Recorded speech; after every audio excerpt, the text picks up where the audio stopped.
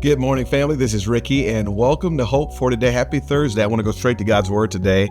Ephesians chapter 4. I'm going to be in verse 15. It's a famous passage. Paul says, rather, speaking the truth in love.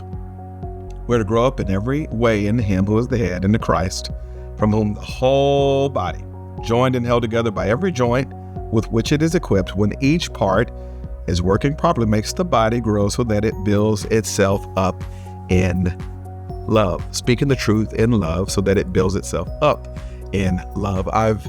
One interesting Google search you ought to commit is to look up how many times journalists and thought leaders have written on anger and rage in the last 10 years.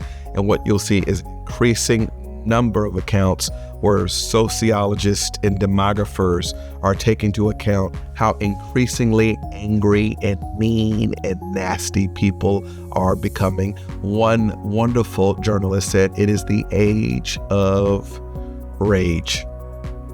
And we got a lot of reasons for that, but at the end of the day, my fear is that seems to be increasingly spilling over into the church. The age of rage, incessant, increasing anger and nastiness. Let me put it this way.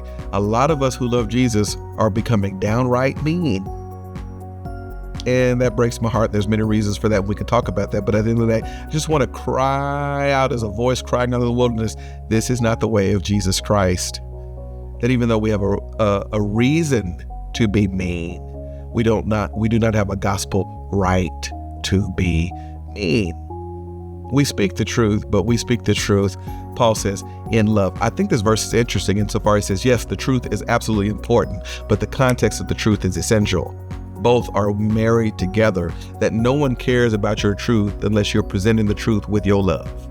You got to have both. And it's interesting to me that in a couple of sentences, Paul says, building itself up in love. It seemed to me that the context of love was so important for the delivery of truth that Paul doesn't even mention the truth again. It's as if he knows that Christians ain't going to forget the truth part, but we are guilty of forgetting the love part. And he repeats love again. The lesson is this, friend. Love is important.